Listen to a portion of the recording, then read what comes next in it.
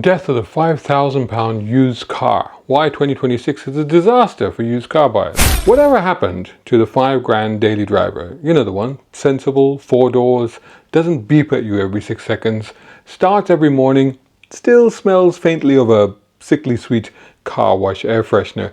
That car used to be everywhere. Now it's vanished. If you've been scrolling through the classifieds recently and wondering why a 10-year-old Ford Fiesta or a Volkswagen Golf is suddenly priced like it's some sort of limited edition collectible, you're not losing your mind. The market hasn't just gone mad, it's broken. And today I'm going to explain exactly why the £5,000 used car is effectively dead, who's responsible, and why there are roughly 2 million cars missing from the UK that should have been there to keep the prices sane right now. Let's get into all of that right after this. A brown car guy.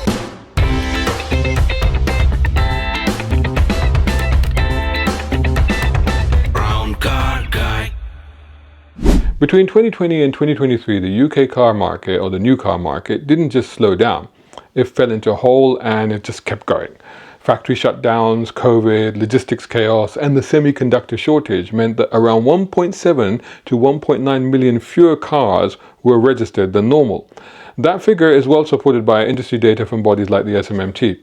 Now, here's why that matters. In a normal market, those cars would now be 3 to 6 years old. They'd be the sort of sweet spot used cars, you know, the ones that used to sit neatly in the sort of 5 to 10 grand bracket, that sort of thing. Except that they were never built, so they don't exist now. So in 2026, instead of buyers moving sideways into decent mid-age cars, everyone is being forced to buy downwards into older, higher mileage stuff, or just keep their old cars for longer. That puts huge pressure on the bottom end of the market, and prices shoot up. It's simple economics, it's brutal consequences. This is where things are getting properly weird. So data from Autotrader shows that while some newer cars, especially electric ones, are depreciating, 10 to 15-year-old petrol cars have actually risen in value over the past year or so. We're talking staple brands like, you know, Fords, Vauxhalls, Toyotas, that sort of thing, once the absolute bedrock of affordable motoring. Now they're actually drifting just out of reach of the budget used car buyer. Why? Supply and demand. Simple as that. This is getting ridiculous. I give up. But it's a great deal for a 2020 model. I can't afford it. No way. There's less supply and there's more demand. Demand because, you know, people want simple cars again. Cars without layers of sensors and electronics. Cars that don't have a nervous breakdown every time they think that the driver isn't paying attention to the road. When money's tight, complexity is terrifying. And buyers are voting with their wallets. Please like, share, comment, and subscribe. So this is where it gets really serious. It's not just that older cars cost more money to buy, they're becoming harder to keep. We're talking modern MOT rules that are enforced by the DVSA, which mean that many driver assistance systems are now testable items. If a safety system that's supposed to work doesn't, it can result in an MOT failure. This isn't brand new news, but the impact is growing as more cars age into their second and third owners. So here's the problem. On a car worth just a few grand, a faulty radar sensor, camera alignment issue, or recalibration after, say, a windscreen replacement can easily run into hundreds, sometimes thousands of pounds. That's the difference between fixing the car and scrapping it. Not every warning light is an automatic fail, but when it tips into system not functioning as intended, then potentially the maths stop working.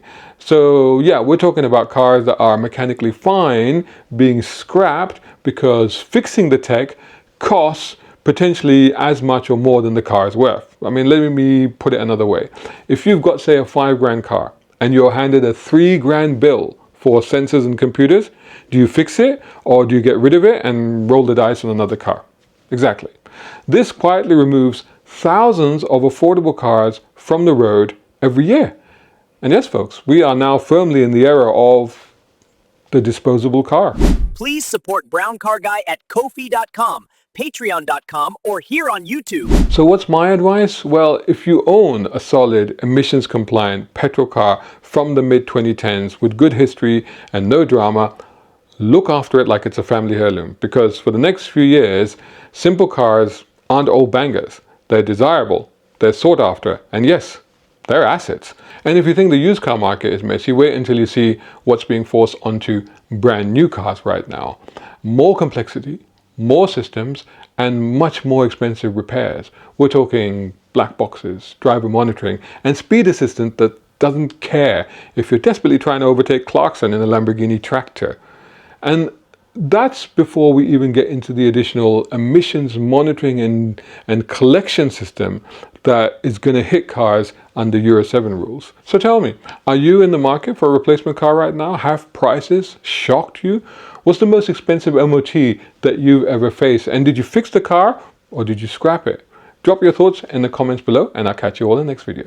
This is the only comprehensive guide to car journalism and content creation. The Ulez Files is a novel, an all-action thriller with great reviews on Amazon. A collection of 13 short stories written over 20 years featuring cars, sci-fi, and stories about the human condition. Please buy Brown Car Guy's books available on Amazon.com or Kindle Unlimited. Shout out time, guys. Thank you so much. Hey, if you enjoy my content, why not get involved? Buy me a coffee. You can do that at either of these links. Or if you're watching on YouTube, buy me a thanks or take out a membership. It all helps. It really does.